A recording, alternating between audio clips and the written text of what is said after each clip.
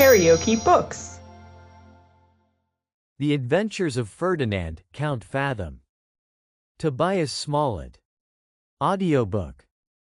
Chapter 38. The biter is bit. Yet, he had no sooner committed his effects to the care of this triumvirate than his fancy was visited with direful warnings, which produced cold sweats and palpitations, and threw him into such agonies of apprehension as he had never known before. He remembered the former desertion of the Tyroles, the recent villainy of the solicitor, and recollected the remarks he had made upon the disposition and character of his valet, which evinced him a fit companion for the other two.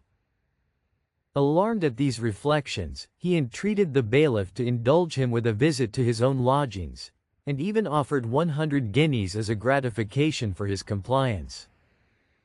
But the officer, who had formerly lost a considerable sum by the escape of a prisoner, would not run any risk in an affair of such consequence, and our hero was obliged to submit to the tortures of his own presaging fears. After he had waited 5 hours in the most racking impatience, he saw the attorney enter with all the marks of hurry, fatigue, and consternation, and heard him exclaim, "Good God, have you seen the gentleman?" Fathom found his fears realized in this interrogation, to which he answered in a tone of horror and dismay, "What gentleman? I suppose I am robbed. Speak, and keep me no longer in suspense." "Robbed?" cried the attorney, "the Lord forbid. I hope you can depend upon the person you empowered to receive your jewels and cash?"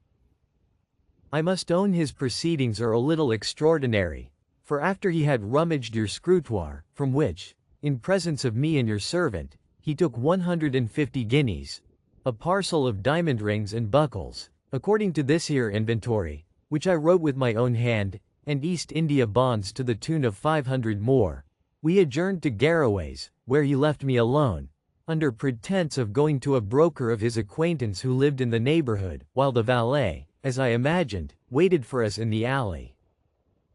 Well, sir, he stayed so long, that I began to be uneasy, and at length resolved to send the servant in quest of him, but when I went out for that purpose, deuce a servant was to be found, though I in person inquired for him at every alehouse within half a mile of the place. I then dispatched no less than 5 ticket porters upon the scent after them, and I myself, by a direction from the barkeeper, went to Signor Ratchcali's lodgings, where, as they told me, he had not been seen since 9 o'clock in the morning. Upon this intimation, I came directly hither, to give you timely notice, that you may without delay take measures for your own security. The best thing you can do, is to take out writs for apprehending him, in the counties of Middlesex, Surrey, Kent, and Essex, and I shall put them in the hands of trusty and diligent officers, who will soon ferret him out of his lurking place, provided he skulks within 10 miles of the bills of mortality. To be sure, the job will be expensive, and all these runners must be paid beforehand. But what then?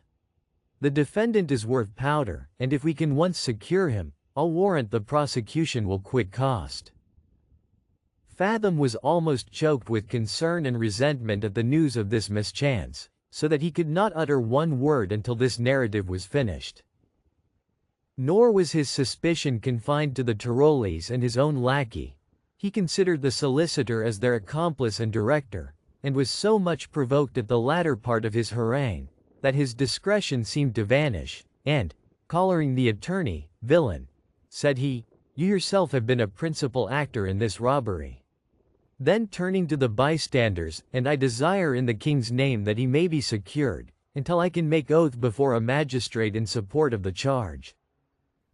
If you refuse your assistance in detaining him, I will make immediate application to one of the secretaries of state, who is my particular friend, and he will see justice done to all parties."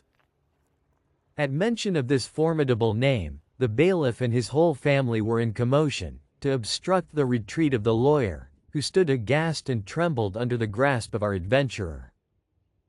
But, soon as he found himself delivered from this embrace, by the interposition of the spectators, and collected his spirits, which had been suddenly dissipated by Fathom's unexpected assault, he began to display one art of his occupation, which he always reserved for extraordinary occasions.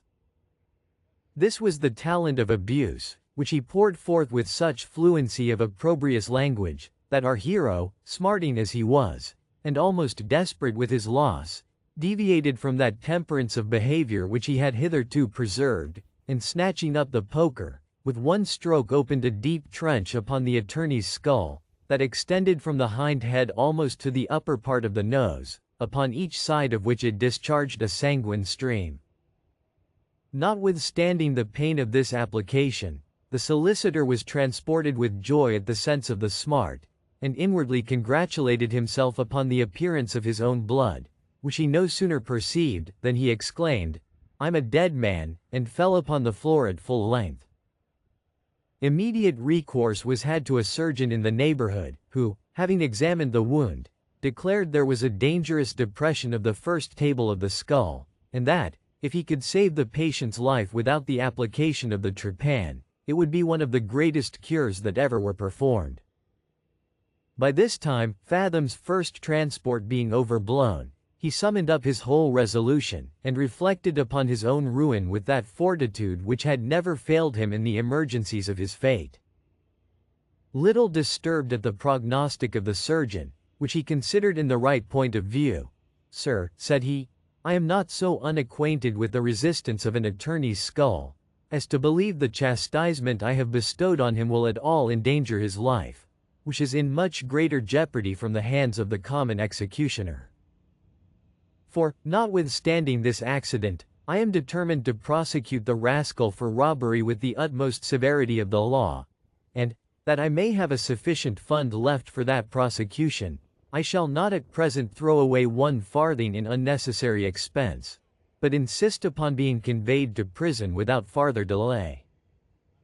This declaration was equally unwelcome to the bailiff, surgeon, and solicitor, who, upon the supposition that the Count was a person of fortune, and would rather part with an immense sum than incur the ignominy of a jail, or involve himself in another disgraceful lawsuit, had resolved to fleece him to the utmost of their power.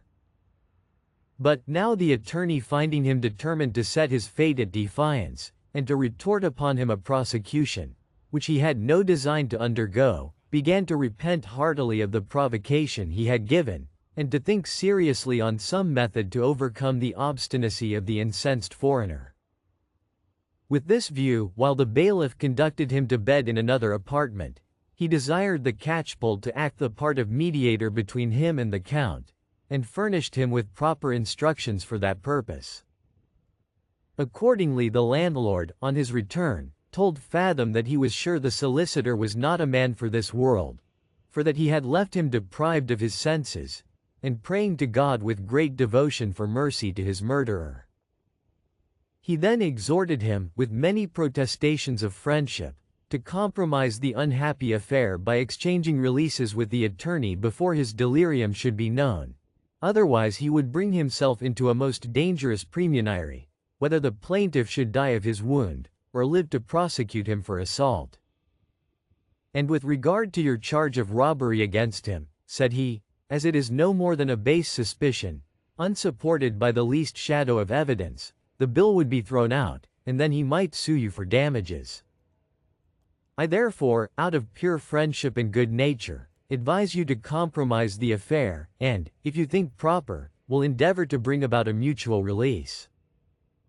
Our hero, whose passion was by this time pretty well cooled, saw reason for assenting to the proposal, upon which the deed was immediately executed, the mediator's bill was discharged, and Ferdinand conveyed in an hackney coach to prison, after he had empowered his own landlord to discharge his servants, and convert his effects into ready money. Thus, he saw himself, in the course of a few hours, deprived of his reputation, rank, liberty, and friends, and his fortune reduced from £2,000 to something less than 250, of which he had carried to jail in his pocket. If you liked what you heard, please subscribe to the channel.